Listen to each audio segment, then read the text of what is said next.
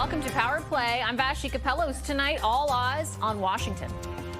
They can do this quickly if they have the will and the direction to do it. And I'm hopeful that we can get to the best outcome for Canadians. As the U.S. president prepares to double steel and aluminum tariffs on Canada, our minister for Canada-U.S. trade, there he is. He meets with his American counterpart, and Trump's ambassador to this country suggests a deal could be close. In moments, we'll talk to Ontario's point person on the file who met with the ambassador in Toronto just today. The Liberals also take a hit in the House. Will the Liberals come clean, table a spring budget as this House has demanded? Unlike the member opposite, I know the difference between main estimates and budget. The opposition adds a spring mini-budget clause to Prime Minister Mark Carney's throne speech. Will he deliver? We're going to dig into the parliamentary politics with our front bench coming up. Plus, border crackdown. To be truly strong, Canada must be secure.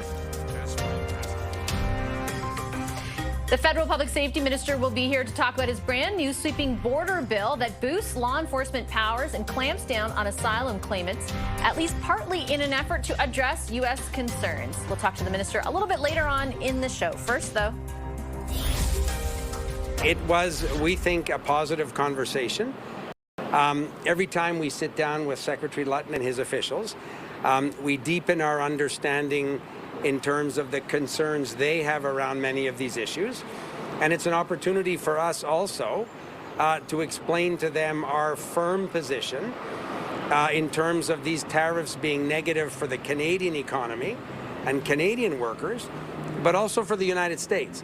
Mr. Lutnick listens very carefully. He takes notes. He asks questions. We do the same thing. And every time we have these conversations, I think we deepen our understanding of each other's positions. That's the minister responsible for Canada-U.S. trade, Dominic LeBlanc, just moments ago in D.C. after wrapping a meeting with U.S. Commerce Secretary Howard Lutnick. This latest meeting comes as our two countries continue to try and hammer out a new economic and security deal, and just as President Donald Trump is set to increase tariffs on Canadian steel and aluminum to 50% effective tomorrow. The tariffs on steel and aluminum, does he still intend to double them tomorrow morning?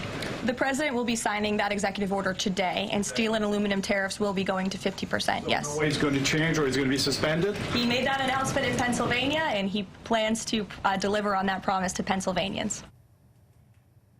So we are still waiting for the official signing of what we anticipate would be an executive order. While we do wait, Ontario's Premier Doug Ford was face-to-face with the U.S. ambassador, to Canada, Pete Huckstra, today. The two met behind closed doors this morning at Queen's Park. Ford said they didn't discuss the issue of U.S. products being removed from the LCBO, an irritant for Donald Trump, but he called the meeting positive and says he believes Canada and the U.S. are closer to a deal. Well, we had a great meeting with the ambassador and the consul general. We discussed our trade deal, and I just have to tell you, he was a real gentleman. It was a very positive meeting, and we want a mutually rewarding relationship as we move forward. I just feel that the conversations, are getting very close to hopefully a real positive deal happening. For his part, Ambassador Huckstra shared a similar sentiment to the Premier, speaking before a Toronto audience, echoing comments the ambassador made on this program just a few weeks ago, that he believes a trade deal between the two countries can be done, quote, quickly. Your Prime Minister, my President, they can do this quickly if they have the will and the direction to do it, and as long as they're focused on what I talked about, prosperity, security, and safety. As a leader, who wouldn't want those three things, and recognize that if they worked on these things together, we will all benefit? Ontario's representative to Washington, David Patterson, was also in today's meeting with Premier Ford and Ambassador Huckstra. Hi, Mr. Patterson. Pleasure to welcome you back to the program. Thanks for making the time. Hi, Vashi. So we have a couple of things coming at us at once. On the one hand, the hiking of or doubling of steel and aluminum tariffs. On the other hand, we have the ambassador saying a deal could be very close if all the parties are willing. You're in the thick of it in Washington. You're in the thick of it today in Toronto, I should say, but mostly in Washington. What is your assessment of where things stand between our two countries? Yeah, I think we're perhaps in a bit of a crossfire hurricane in some ways. Trade deals are being worked by the Trump administration with a number of different countries, and we're really pleased that Dominic LeBlanc is in Washington today for another session with Secretary Lutnick, and hopefully we'll make some progress in that regard. But it was just on Friday where we suddenly found that once again we're facing the threat, and this is a global threat, of increase to a 50% tariff on our steel products, which is totally unacceptable. And it takes us right back to, you may recall, I think we spoke in March when there was a threat of doing that as well. And we were able, with Premier Ford coming to Washington and meeting with Secretary Lutnick, to be able to see that reduced and to make some progress in some other areas. But here we are yet again with the threat of an unacceptable high tariff on steel. So we really need to make some progress, I think, through these discussions in Washington. What does, from your vantage point, progress look like? Well, I think we take the tariff walls down brick by brick. I think that we're starting to all realize that while we're offended that we have a USMCA agreement which has been somewhat trampled on, that that's the case for the whole world, and it's part of the transformational Trump presidency that he's going to apply tariffs. And so we've been able to mitigate that in our auto sector, and with the original IEEPA tariffs, or the fentanyl tariffs, with USMCA compliance as a way for us to continue trade. But it's unacceptable that we still have tariffs on our automobiles, although lower than the 25% originally, and we still have steel tariffs and aluminum tariffs, and now we see those increasing. And so now is the time for us to take another stab at reducing this. And I think it's a really good time to do it on the heels of the Saskatchewan meetings, because now our country is also going through transformation to support ourselves, and that can be a really positive thing. So I guess to drill down on what you're saying, I'm a little bit confused because of my own interviews, let's say, with U.S. officials who have indicated that there's the likelihood of no tariffs is very small. Maybe there's a possibility of low tariffs. Is the objective from Ontario's perspective to eliminate the tariffs altogether, or is there a world in which you can see arriving at an agreement that would include some remaining? Well, I think you're right that the Trump administration has been very clear that his intention is to have tariffs on all countries to some degree as a revenue source for the United States. And so, he starts with a threat of a very high tariff, and then he brings it down to a lower level in exchange for certain things that he's looking for. And so, that seems to be the approach with all countries. It then leaves the rest of the world looking for relative competitive advantage against each other vis-a-vis the United States. So we're used to a world where we had 99.9% of our trade being duty-free under the USMCA. Obviously, we can't count on that anymore, nor could we count on the word that was given to Premier Ford that we would not see steel tariffs at 50% back in March. Here we are again. So we need some certainty. And I think probably we're coming to the realization that the best certainty is agreements that are also in the beneficial interest of the United States, as well as Ontario, as well as Canada. And I think we can find some things in those areas, such as in our auto sector, in our critical minerals, in the development of our nuclear power. Those are things that could be very much in the mutual interest of Canada and the United States, or as Premier Ford's called it, the sort of AMCAM fortress idea. And if the United States are interested in that, if they're interested in joint defense and security, sure, those are good things that we can talk about. But now Canada is very much going down the path of, well, let's support ourselves. Let's make sure that we do big projects. Let's buy our own steel. Let's see if we can't make sure that we develop relationships in other areas. And so I think we have transformation, but I think we have transformation happening in Canada as well as in the United States. And if the United States wants to work with us, let's talk. I mentioned for months, even during the campaign when we spoke frequently on the program, like you were a big part of the discussions that took place behind the scenes when politicians were unable because they were in the middle of the campaign. When you talk about the message ultimately that is coming from the province, from the federal government, from other provinces as well about more domestic transformation, is that message at all resonating with the United States? Like, are they aware of the way in which Canada has responded domestically, and is that impacting negotiations at all?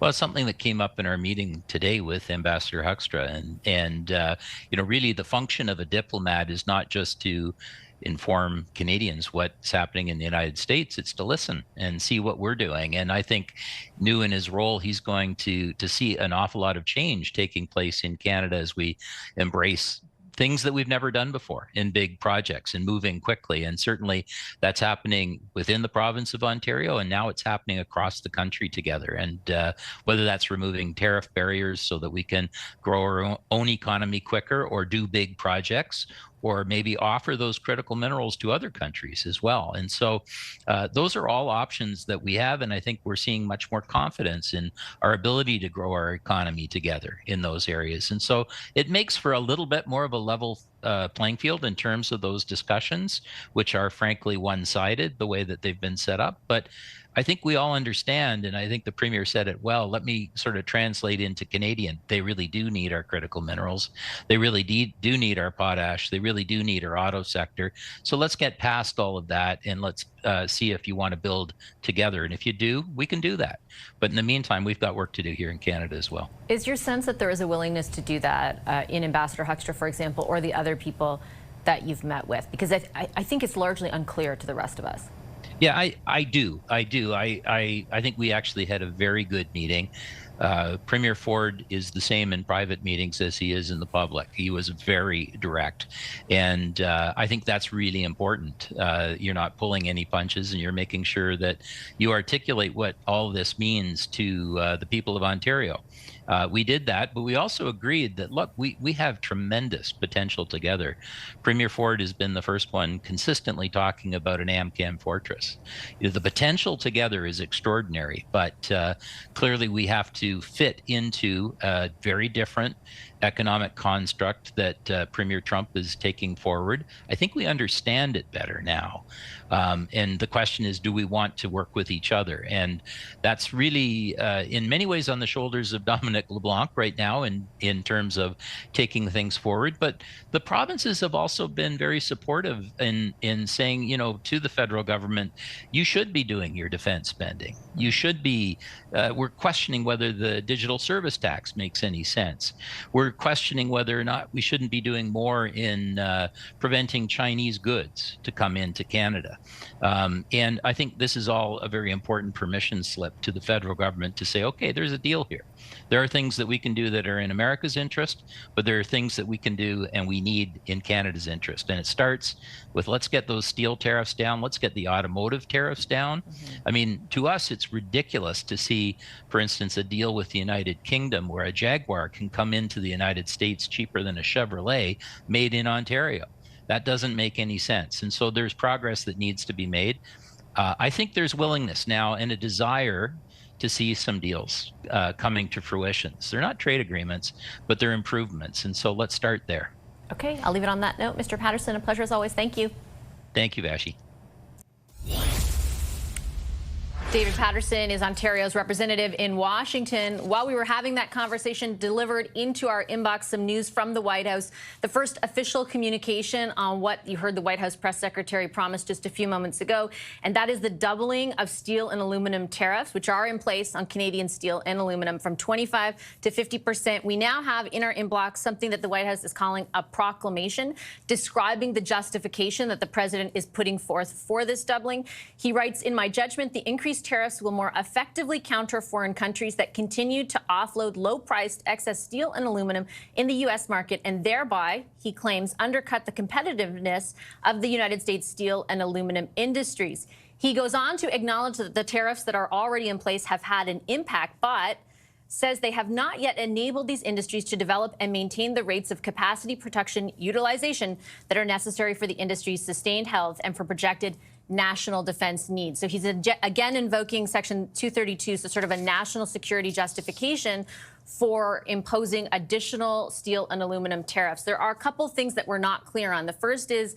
whether for sure this applies to Canadian aluminum and steel. I went through the document. I could not find any exception provided for any country other than the UK, which it looks like will have a quota that it needs to meet before any kind of tariff is applied. There is a framework for a trade deal, you'll remember, with the US and the UK. There is not one right now for the US and Canada, or at least not a new one above and beyond the USMCA. So it looks like on first glance that this does apply to Canada, but we don't know that for certain. We have reached out to the US Embassy to get some more details and to see if the president will make any remarks. So far, all we have is this document, once again, a proclamation from the White House that they intend, as of tomorrow, to levy an additional 25% tariff on aluminum and steel on top of the 25% that is in place right now. We're going to talk a little bit later in the program to the public safety minister, the federal minister, Gary Anandasangari, about this and also about his brand new border bill that he just introduced into Parliament. That's coming up. First, though, we'll take a quick break, and our front bench will be here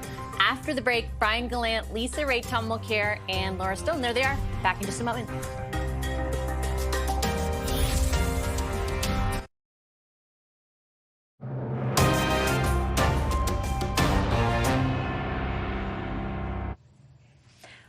Welcome back to Power Play. We are still watching the situation in Washington. Some breaking news developing south of the border.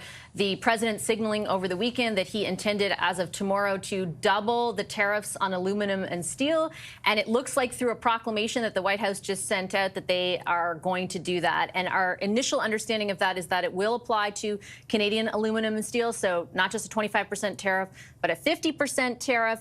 And that the UK at this point, at least according to Reuters, it looks like we'll see only a 25% tariff. So their tariff will remain at 25%. There is a framework for a trade deal in place between the UK and the US. All of this is happening as Ontario's Premier Doug Ford meets with US Ambassador to Canada, Pete Huckstra. They talked about how imminent or how quickly a deal between our two countries could be signed. It is not easy to reconcile. Good thing we have the front bench here to do just that. Former New Brunswick Liberal Premier Brian Gallant is with us this evening. He's the CEO of Space Canada. Former Conservative Deputy Leader Lisa Ray is here. She's the Vice Chair and Managing Director of Global Investment Banking at CIBC.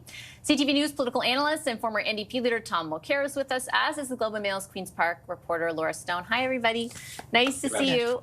Lisa, we were showing some clips from the ambassador earlier. He was in an interview with you before a Toronto audience. It was there that he made the comments about a deal being, imminent or quick, could be signed quickly. At the same time, now we have these very punitive additional tariffs, which it appears will apply to Canada. How do you reconcile those two things?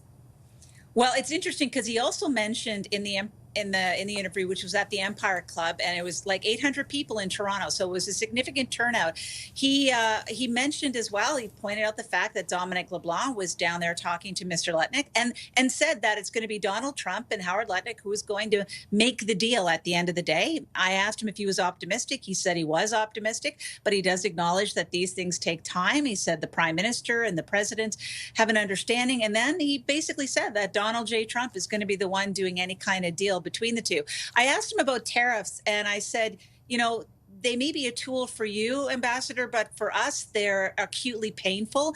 And while he acknowledged it, he then just went off to talk about how we have to fight against China. So it was not necessarily straightforward. He didn't talk specifically about steel. He didn't even acknowledge the fact that it was a pain point for Canadians when it comes to this kind of tool of bringing prosperity, he called it, to Americans. But he seemed optimistic that there should be a deal between Canada and the United States of some form, because we would all be better off together if we were joined with one another. Not as a 51st state, though. He did push back on that. What is the point, Brian, of a deal between us and the United States if there are still punitive tariffs in place? I'm not saying they're necessarily 50%, but look, the UK got a deal, and wow, they're so lucky they only have 25% tariffs on steel and aluminum. Right. I think the long-term play has been for Trump just chaos, instability, and even if he is maybe in a better mood with a certain country, and what Lisa kind of reports definitely gives a sense that that's the case, the ambassador wouldn't give any tone other than what he believes is the president's tone vis-a-vis Canada. Nevertheless, instability, throwing things out there, and we can't forget the fact that right now the whole Musk relationship is unraveling.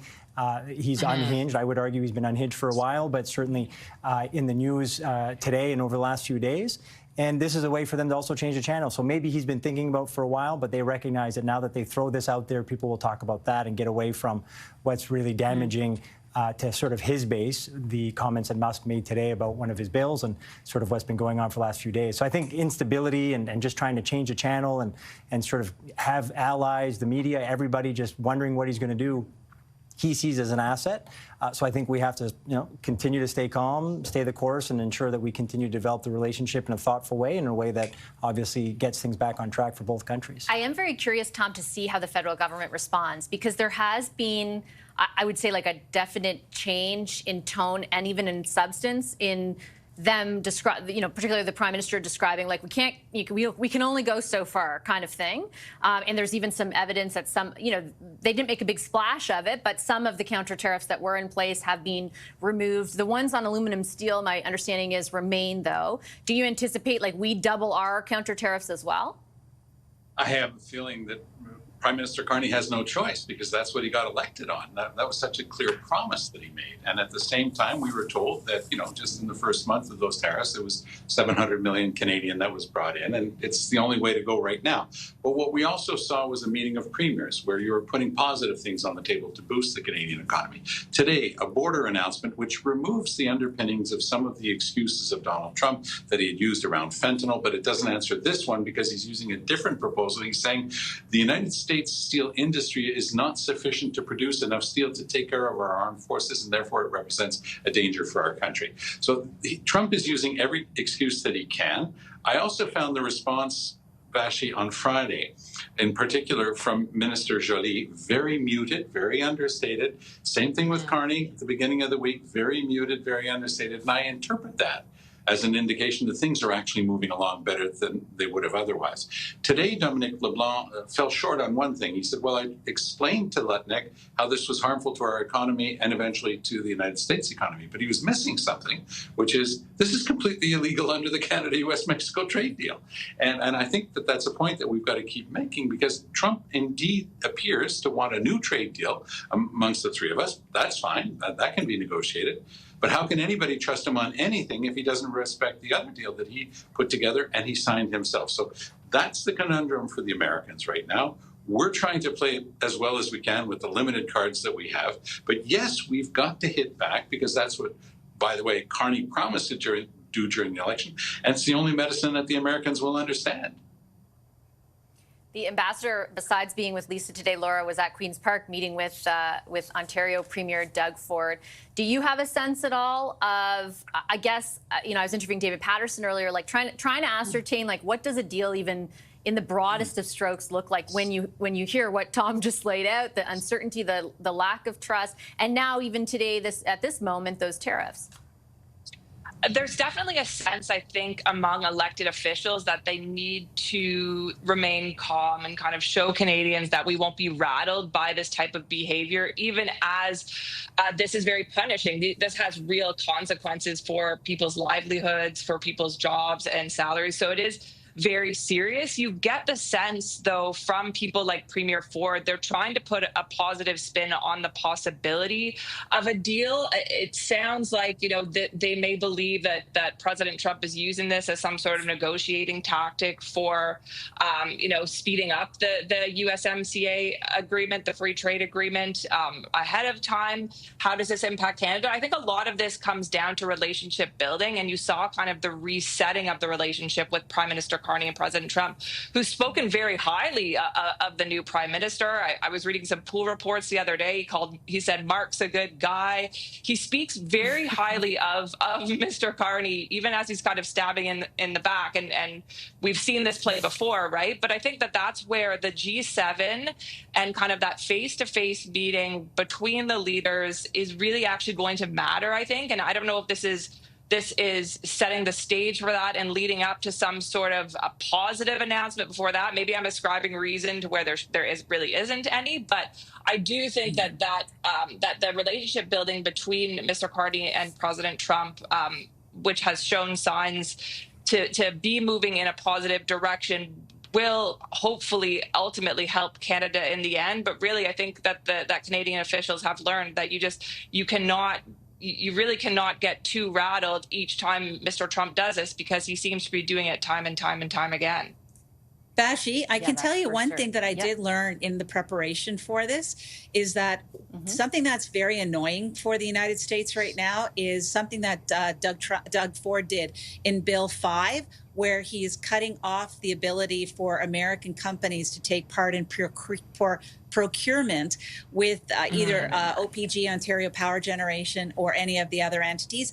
That was something that they brought up as being very concerning, and they did not like that at all. He called it a pebble in the shoe, but he was actually a little bit more agitated than that. Yeah, they're mad about that, and they're mad about the booze. The booze being off the shelves. They're not happy about that. Oh well. Okay, speaking of resetting relationships, as Laura mentioned, there was some good vibes, lots of good vibes being had yesterday in Saskatoon, where both Laura and I were covering the Premier's meeting with the Prime Minister. We'll talk a bit more about that after a short break.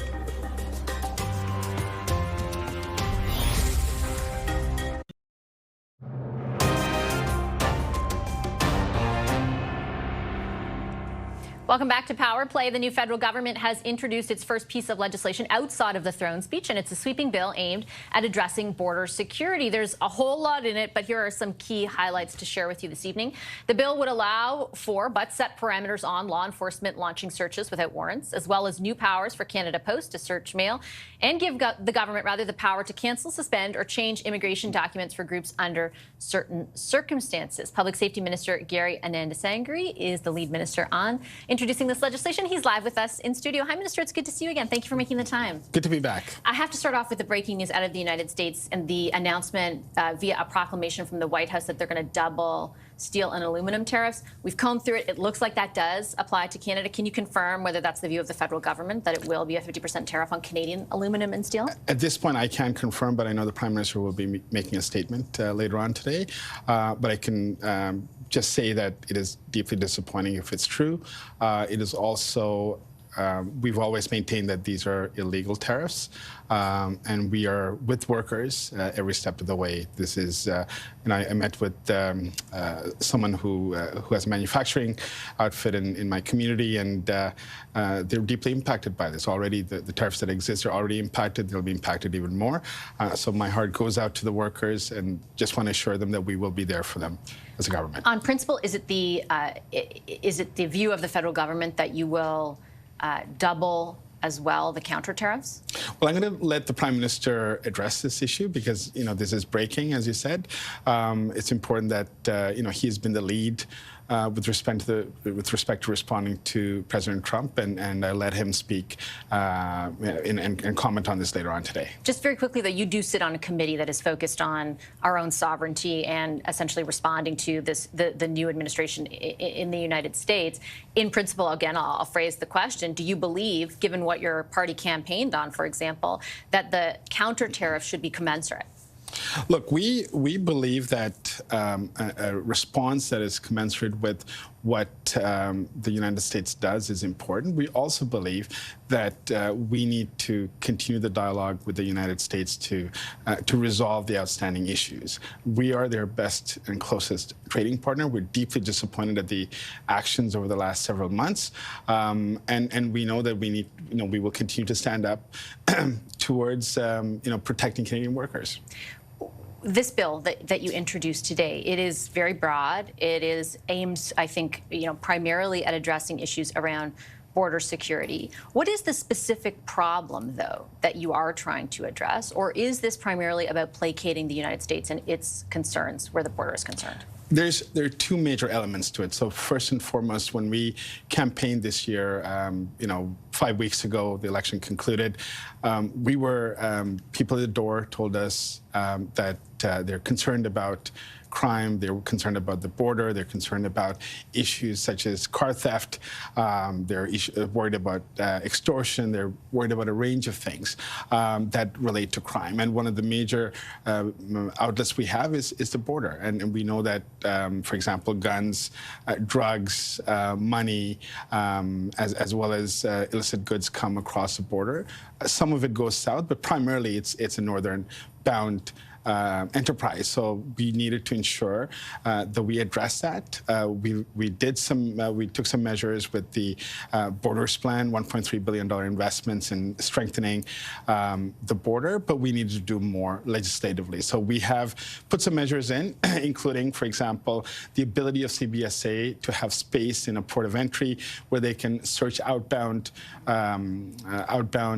to not just the U.S., but around the world through seaports to be able to ascertain if there are stolen goods, for example, that are going out, or in the case of the U.S., making sure that it's not illicit drugs or any other items that may be prohibited in the U.S. So there's an important measure that addresses two very important things, equally important in my opinion, to ensure that the U.S. is satisfied that we're doing everything we can to address the issues around the border, but at the same time, doubling down on securing Canadians. I'm glad you brought that example up because with great respect, I do have to challenge the idea that that now this is all warranted. I remember asking then Public Safety Minister, I think it was Dominic LeBlanc, over and over again when mayors were saying, we need more powers to be able to inspect. The opposition was saying, we need more powers to be able to find these stolen cars. And I was repeatedly told it's not the problem that it is being characterized as. Even the border itself, your government, under a different prime minister, repeatedly told us that the issue is not as Donald Trump is framing it. So again, I'll put the question to you, is this primarily just about placating the United States and ultimately justifying what you used to say was unjustified?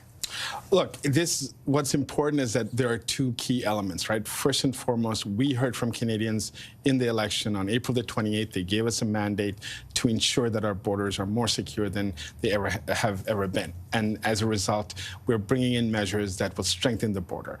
And of course, we've heard from the U.S. on some of the irritants that they have. I'll give you an example on, for example, issues around people who are going to the U.S. who may be part of our registry for sex offenders.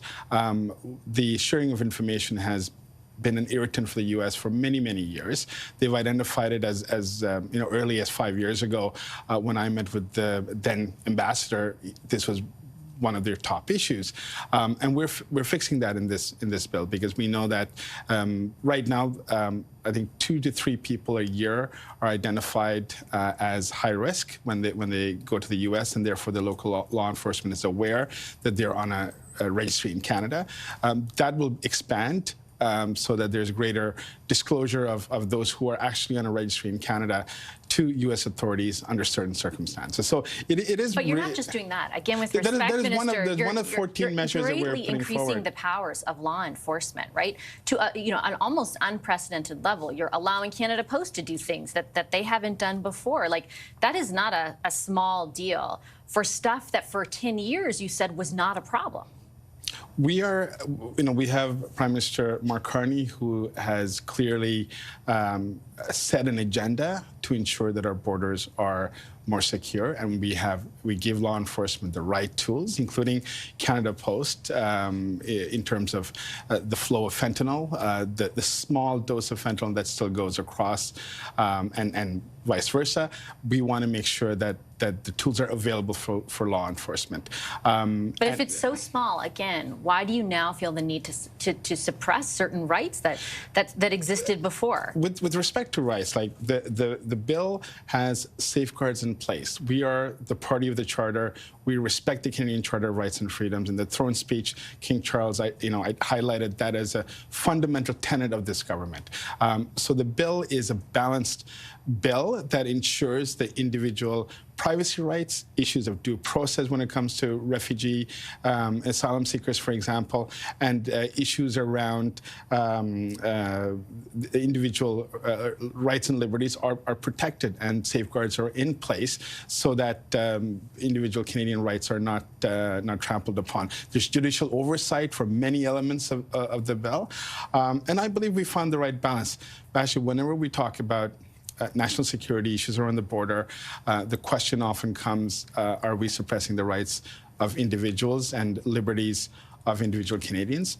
I believe we have found the balance that enables law enforcement to do their job that they've been, many issues that they've identified over the years.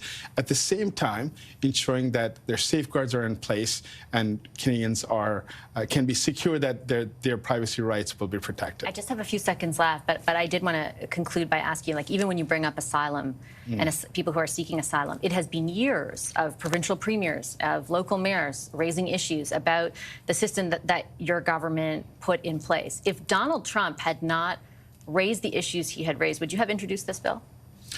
I believe we would have had many elements of the bill in here. For example, would you have done this if there weren't Donald Trump? I can't, I can't say. What I can say is that this bill entrenches many important elements of securing the border, and that's exactly what we're doing here. Okay, I will leave it on that note. Minister, a pleasure to see you. Thank you for making the time. I appreciate it. Thank you very much. Gary Anandasangri is the Federal Minister of Public Safety. We'll take a quick break. We're back with the front bench on the other end of that break to revisit the subject of the Premier's meeting with the Prime Minister yesterday. Back in a moment with that.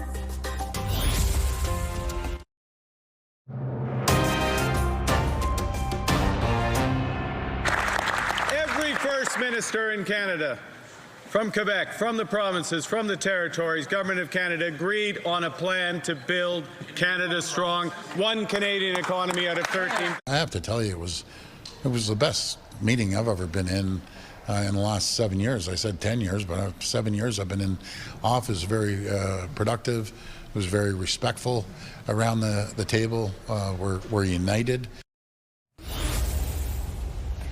Prime Minister Mark Carney and Ontario Premier Doug Ford there, one day out from the new Prime Minister's first sit-down in person with Canada's premiers since the election. The general consensus appears to be, as you heard there, that the meeting went well. But what will it take to turn the good vibes into action on big nation-building projects that the Prime Minister has promised? Let's bring in the front bench to talk about that. Brian Gallant, Lisa Raitt, Tom Mulcair, and Laura Stone are all back. So Laura and I were in Saskatoon.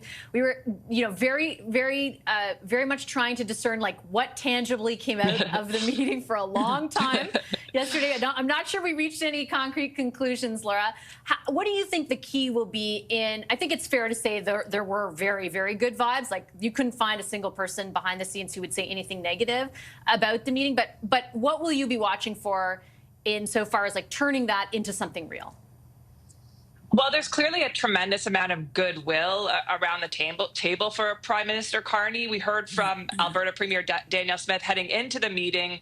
I think she was ready to drop the gloves if she was unhappy with how it went. Obviously, there was enough of an agreement there around the table that she felt that Mr. Carney was taking the industry in her province seriously. So there is very much a lot of goodwill. I don't think, though, that there's a lot of patience, particularly with the public, right? I mean, the Prime Minister does have to move or signal that he's moving on some of these nation-building projects, which we don't know specifically what they are. The Prime Minister gave some examples during the meeting. We heard from the provinces and territories which ones those are, and we expect some legislation to come out. And I think that's why maybe the federal government held back yesterday on naming them. They want to put forward this legislation and pass it before they name the nation-building projects. But all we've heard from Mr. Carney and the premiers and Doug Ford is that how time is of the essence. We're under attack from President Trump. The tariffs today only bolster that argument. So I think there has to be some sign that we are going to get big projects built. And so when that happens, I don't know, but I don't think he can spend another kind of 6 months without telling the public which ones are going forward and without showing people that shovels are in fact in the ground on some of these projects. Brian, you sat around that table on many different instances. What do you make, first of all, of how it seemed like everyone was almost like in shock that the focus was solely on the economy in that discussion, but also what challenges did you experience in turning whatever happened there into something? I have sat around that table. I wasn't invited this time, just for clarity.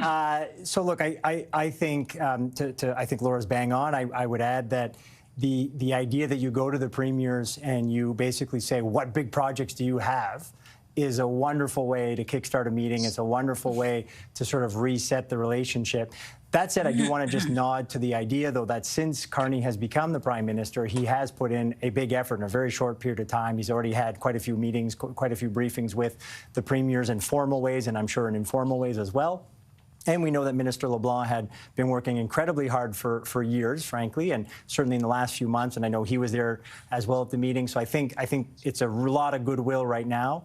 And again, going to the premiers and saying, we want to do your big projects is pretty exciting, I think, for them. It's exciting for the country. But as Laura points out, people are probably going to be impatient. I think it's a great start, though, to have people on board, to have a sense that everybody's on the same team. And that will actually, I think, help expedite some of these projects and help in the action of getting it done and put pressure on Parliament to pass some of the things that they'll need to pass along the way. So it's a great start. But of course, getting these big projects done has been a real difficulty over many years and many governments. So we'll see the proof in the pudding over the next little while. Yeah, it's been difficult for a lot of reasons, Lisa. In this instance, and Brian mentioned this, one of the things that will be key is Parliament, right? Because this isn't a majority government. I thought it was interesting that they seem to signal that they're going to put the one project legislation in. It sounds like it's going to be the same legislation as the internal trade barrier legislation. Strategically, what do you think of that? You know, I want to be joyous and happy, and I want to be optimistic and positive because these are the things that we want to have happen in our country. But there's a lot of potholes and there's a lot of hurdles along the way. And I think one thing that I would encourage people to remember is that the glory isn't for the politician that announces the project. The glory is for the politician that is there when the project's completed. And these projects, they're not going to be completed in the time frame of Mr. Carney's prime ministerial time. These are very long-term projects. Maybe you'll get a shovel in the ground. But the fact that they're going to try to take up an effort to actually get them going and underway, that's a lot to be lauded. I also believe, though, that they are doing what politicians oftentimes say needs to happen, which is we will put in place the conditions needed to have business to actually drive the economy and make the investment and create the jobs. So basically, it's over to you guys. Here's everything that we've done. It's now up to you to invest. And if I know something about Canadian business, I know that business investment in Canada has been dropping like a stone in the last 40 years. So they're, no pun intended there, Laura, but they have been absolutely not keeping up with what needs to happen here in Canada. And as a result, it's easy for politicians to say we did everything. Business wasn't with us. So I hope business leaders are listening, and I hope that people don't lose their nerve to do the right thing when it comes to this. And the politics of putting it together in a bill, honestly, Vashi, if Canadians don't see it building something or coming together on it, I would say be careful if you're trying to get reelected in the country. They're going to be watching. I think there is like an interesting sort of dynamic as well, as Lisa mentioned, Tom, with a lot of consensus around that table yesterday at creating the conditions for private investment, like some premiers emphasizing it more than others. We also did see at the same time, though, other premiers say that they hope there'd be federal money for the projects that they were pitching. How do you think those two things will happen? Well, I think that some of the things that were so positive had to do with form. I really held on to Doug Ford's words when he said it was respectful. Now, he didn't have to talk about Justin Trudeau for everybody to understand that that's what he was talking about. And it's so refreshing to see Mr. Carney say, we're all going to be meeting in Saskatoon. And lo and behold, Premier Moe over the weekend saying, it's been 40 years. 40 years since the other provinces and the feds have shown up here. So that in and of itself was a signal. And yes, it had more to do with form than substance, but it informed. It gave the form to the rest of the meeting. Premier Legault was attacked really strongly by the two separatist parties. Yes, one wasn't enough. We have two separatist parties now in Quebec City by Ottawa and Quebec Solidaire this afternoon in question period because he dared go to a meeting with Ottawa and have things go well. Newfoundland and Labrador have a project on Gull Island. They've signed, they've renewed, and they've rewritten a massive hydroelectric deal with Hydro-Quebec that was always a thorn in their side because they thought the initial deal was super unfair to them, and I guess it was. And now Quebec is on board, and now the feds are saying, you know what, this is exactly the type of nation-building project. We want to help you bring that electricity down from Labrador through Quebec, and we're going to be there as partners. And of course, Legault was getting attacked for it. Legault, very similar to Doug Ford, went one step further, and he goes, you know, this is the first time, and he's in his 7th year now, he's finishing his 7th year. He says, this is the first time I've gone to a federal provincial meeting on the economy where we've talked about the economy. And he was full of praise for Mark Carney, saying this guy actually is on that page, and that's Legault's page as well. So it's just one province, but it's the one where I happen to live and work, and I was noticing the reaction of the public to this, and the separatist parties can, you know, whinge and whine and moan all they want. Legault got something yesterday, and the country as a whole got something. An understanding that we're much stronger when we work together. That's Wab Kinu's line as he came out of yesterday's meeting, and I think it was the best way to summarize it. Okay, I have to leave it on that note. Kind of shocking how many premiers yesterday on the record said we haven't had a meeting about the economy like this in a long time, but I digress. We're all looking ahead now. Thanks, everyone. Appreciate the discussion. Brian Gallant, Lisa Raitt, Tom Mulcair, and Laura Stone, our wonderful front bench. We'll take a quick break. More Power Play just ahead.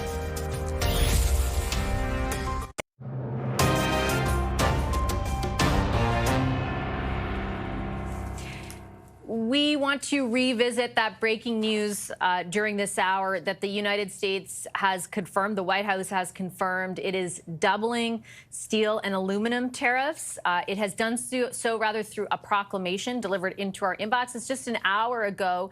Right now, there are 25% tariffs in place. I want to read for you what the president says is his justification for the doubling of these tariffs. The increased tariffs, he writes, will more effectively counter foreign countries that continue to offload low-priced excess steel and aluminum in the United States market and thereby undercut the competitiveness of the U.S. steel and aluminum industries. He goes on to acknowledge that there are already tariffs in place, but they have not yet enabled, the White House writes, these industries to develop and maintain the rates of capacity production utilization that are necessary for the industry's sustained health and for projected national defense needs. Once again, invoking national defense and security through what is known as Section 232 to justify the placement of these tariffs. Now, we have not yet got confirmation from the federal government that we know for sure that these apply to Canada. But in reading through the proclamation, there doesn't seem to be a reason to believe that they will not. There might be a conversation that happened outside of this